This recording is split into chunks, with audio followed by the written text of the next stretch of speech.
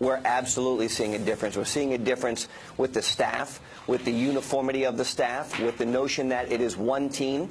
General Kelly was very clear about his direction to the staff. It's been widely reported that they put their country first, they put the president next, and then they put their own ambition third. And if anybody doesn't follow that rule, I think General Kelly has been very sure about the fact that he has the full authority of the president to dismiss any staff that isn't willing to follow the president's agenda. I think the notion inside the White House is there's new leadership there. The staff is excited. They're energized. They're focused on getting the president's agenda done, and this is a much-needed change. So in addition to driving that agenda, one of the things that has stalled it in a way or has been used against this administration are the leaks. We've asked a lot of people. In fact, Dr. James Mitchell was just on the program here earlier, and we asked him, what would you do to get a hold of the leaks inside the White House? This is what he had to say. I would make it clear that those people who are leaking are potentially in trouble, and those people who have knowledge of who's leaking and protecting those people are also in trouble. Career-ending, possibly jail time trouble. I would suggest that they look at the pattern of leaks. You know, maybe there's something, put together a link chart of sorts so that you can look at where these leaks are coming from. And I would interview the people in those areas, because people talk, they brag, they crow, they try to provide justifications for what they're doing. What do you know about what they're doing inside the White House, Sir Corey? Well, what I think they're going to do, because General Kelly is a professional, is they're going to crack down on these leaks. And what we saw this week was Attorney General Jeff Sessions has come out and said he will continue to crack down on the leaks. Look, these leaks are issues of national security. This isn't did Johnny come to work late today and was Mary 15 seconds late at her desk. These are classified conversations that are taking place between world leaders that are being subjected to public scrutiny and public information. This is very serious information. We've seen that. We've seen one individual who was a contractor to the NSA already prosecuted for leaking information. I am certain that General Kelly and Attorney General Jeff Sessions will continue to find who these leaks are. I hope they prosecute these people. I hope they put them in handcuffs and walk them out the door and make a very clear determination to their colleagues that this will not be tolerated. Well, Corey, another angle on inside the White House is, who's coming in, who's coming out. There's been some concern, especially on the NSC, that some Trump loyalists are being pushed out in favor of even Obama holdovers. Is there a trouble? Do you have any concern that some Trump loyalists have been pushed out of the West Wing? Is the president have any concerns about that? I think the president has given General Kelly the full authority to staff his White House to the best of his ability. And right now, General Kelly has wide latitude, in my opinion, to bring the people in or ask those people to leave that he thinks are going to serve the president in the appropriate manner. Let's give this guy a little bit of leeway. Let's give him an opportunity. He's been here for a week. He's making decisions. He's changing things in the White House for the better. And, we can evaluate his staffing decisions as you move forward. But I think right now, General Kelly has a core competency that is much needed in that White House as the chief of staff. He understands the national security component of things. So let's give him the ability to bring the people in that he thinks are best to serve the president, and those that he thinks aren't best to serve, he should have the full discretion to ask them to move on.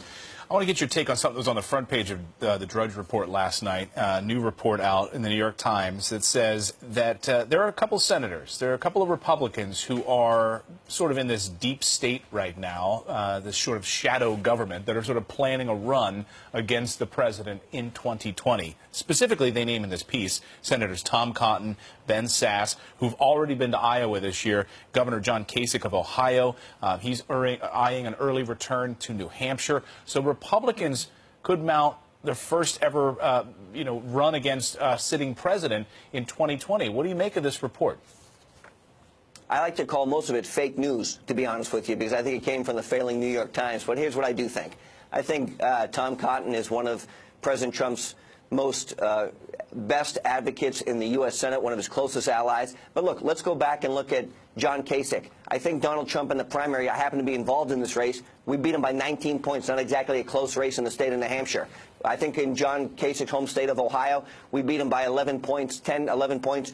John didn't support President Trump, and if he thinks he's going to run against President Trump, I'll take the opportunity to volunteer for that race immediately to continue to destroy John Kasich's career. No question about it. He's been a terrible governor. He was a terrible candidate for president. He has no chance to run whatsoever. But look, let's be very, very clear.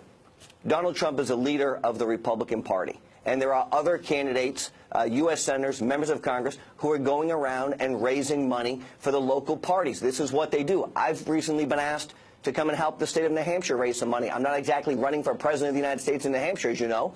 So this is part of the notion of members of Congress, the vice president's out helping raise money for the state party so they can have a strong brand as they gear up for the next election cycle. I don't think anybody is seriously going to challenge Donald Trump. If they've learned anything, they should have learned the last cycle. He's the greatest politician our country's ever seen. I don't think they should take a chance with him. Corey, what about just doing your job? You talk about raising money for the party, for the Republican Party. Many of these names are in Congress. I mean, if you're going to run for president, you actually have to have something to speak to, things that you have actually gotten done that prove that you can do a good job as president of the United States. I mean, I read these articles and I'm like, why not focus on today and actually doing something for the American people? They went on vacation. Yeah, now they are. Well, not only do they go on vacation, but I think Ben Sasse was recently interviewing for the job at the Heritage Foundation. I mean, look, why don't we sit down behind your desk? Why don't you fulfill your promises to the American people that says you're going to repeal and replace Obamacare?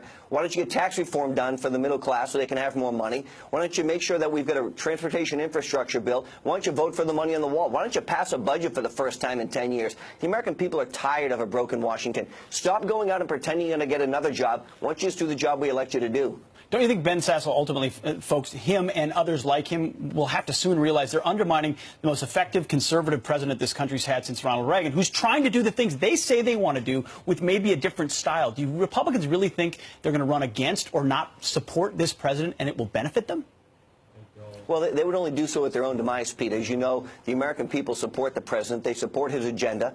They support tax cuts. The difference with this president is he outlined what he wanted to do in his campaign, and he's following through on those promises. The notion that we didn't get repealed and replaced on the U.S. Senate when we have a majority of Republicans there by one vote is a shame. The American people are tired of a broken Washington. That's why they sent Donald Trump there. He's a great messenger. He has a vision for our country. And if these senators and these congressmen want to actually do something for the good of the country, vote to join the president and fulfill the campaign promises which 60 million people voted for.